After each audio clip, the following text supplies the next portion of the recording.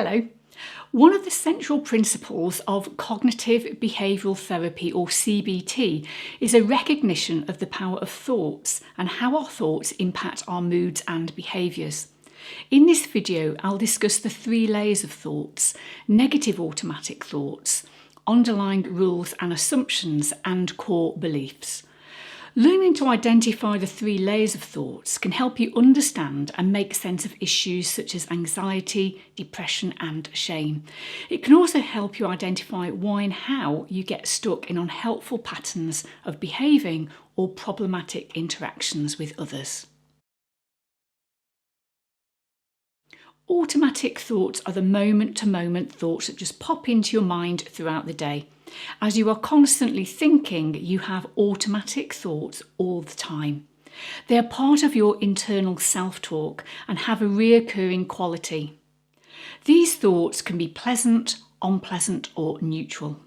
The type of automatic thoughts we discuss in CBT are negative automatic thoughts and can consist of images, words, or memories that are distorted, exaggerated, or irrational in nature.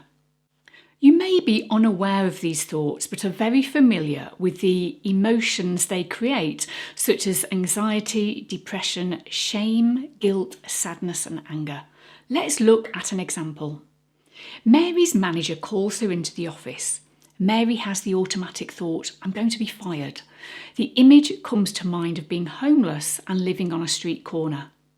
Mary then experiences a memory of being told off by the headmaster when she was 10 years old. Now, different people have different automatic thoughts. For example, many people who are called into the manager's office might think, "Great, I'm going to get a pay rise." And another person might have more of a neutral thought, such as, "I wonder what my manager wants." There are many ways that we can interpret being called into the manager's office, and how you interpret events impacts your mood and how you behave. Specific types of thoughts are linked to specific moods. For example, anxiety is frequently accompanied by thoughts of danger or vulnerability. Such thoughts are usually future focused. They usually start with what if and end with a prediction about something awful that might happen. For example, what if I'm seriously ill? What if I'm not good enough? What if I have a panic attack and collapse? Depression is usually accompanied by negative thoughts about yourself, the world, and your future. For example, I'm a loser. Life is so unfair. I'm never going to be happy. In addition to automatic thoughts, you have underlying assumptions that run under the surface, usually below your awareness. Underlying assumptions are basically the rules that guide your life. For example, Claire starts work every day at 8 a.m, even though her contracted start time is 9 a.m. Claire grew up in a family that valued hard work and operated on the rule first in and last out. For Claire, arriving to work first and leaving last is a sign of discipline, respect, and conscientiousness. Claire held the underlying assumption, "I must work hard and go above and beyond, only then am I good enough." We can see how Claire's underlying assumption has guided her behaviour. Claire had developed her underlying assumptions by internalising the messages she received from her family, her culture, and the world around her. Now, some underlying rules and assumptions are healthy and some are not. Having the rule, "It's good to eat vegetables every day," is helpful because there is research to support this. It's also healthy to have some flexibility in rules, so it's good to eat vegetables every day, but I'll eat cake, birthdays, and Christmas. So that's a healthy rule that has some flexibility. Unhelpful rules tend to be rigid and inflexible. For example, holding the rule, "I must be perfect." This is unreasonable, it's an impossible standard, and it's only going to keep you feeling bad about yourself. So the underlying rules and assumptions we target during therapy are extreme, rigid, and illogical. Underlying rules and assumptions guide your behaviours and emotional reactions. Even though underlying assumptions operate under the surface, you can usually identify them via should, must and if-then statements. For example, I should be the best at everything. I should never ask for anything. I must be perfect. I must take care of other people. If I don't go out on a Friday night, then I am a loser. If I am not in a relationship, then I am unlovable.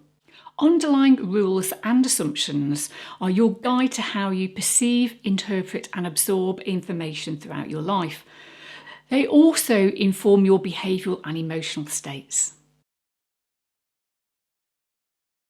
Core beliefs are the very essence of how you see yourself, other people and the world. They're often described as your filters that help process and code information. Core beliefs are usually learned in early childhood and reverberate through your life. So perhaps you are criticised, abandoned, overprotected, excluded, abused or deprived.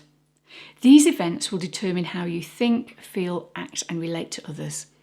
They also trigger strong emotional states such as sadness, anxiety, guilt and anger.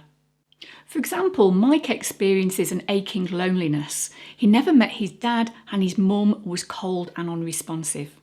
Mike grew up in an emotionally deprived environment and feels detached from others as an adult. He goes from relationship to relationship and quickly loses interest. Mike also repeats this behaviour with therapists, going from one therapist to another and never committing to therapy. Mike also finds an excuse to avoid emotional intimacy, which feels unfamiliar and uncomfortable.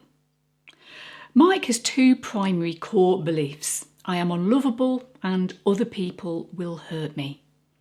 We can also see Mike's core beliefs dictate how he navigates the world, the choices he makes and how he interprets life events.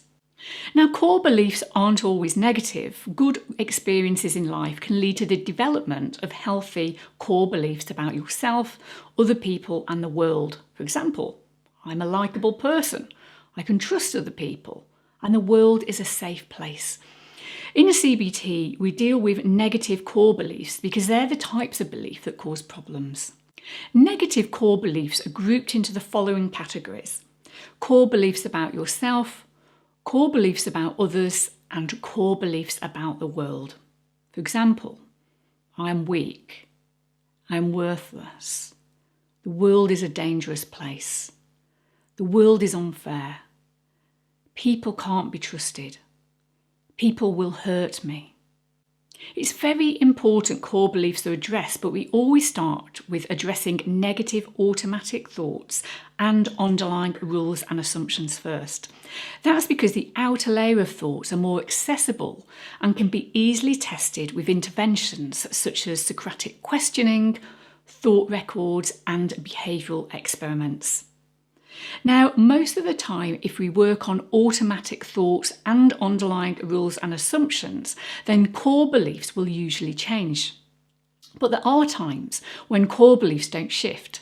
In such cases, you need to identify a new core belief you would like to hold and focus on strengthening the new and more helpful core beliefs. Working with a CBT therapist would be really helpful here.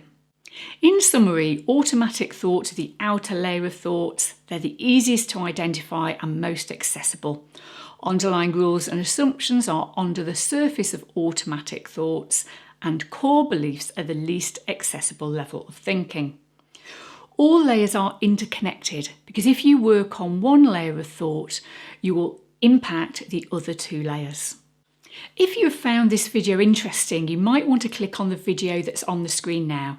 And if you'd like me to make more videos like this, please give it a thumbs up and subscribe. And I look forward to seeing you soon.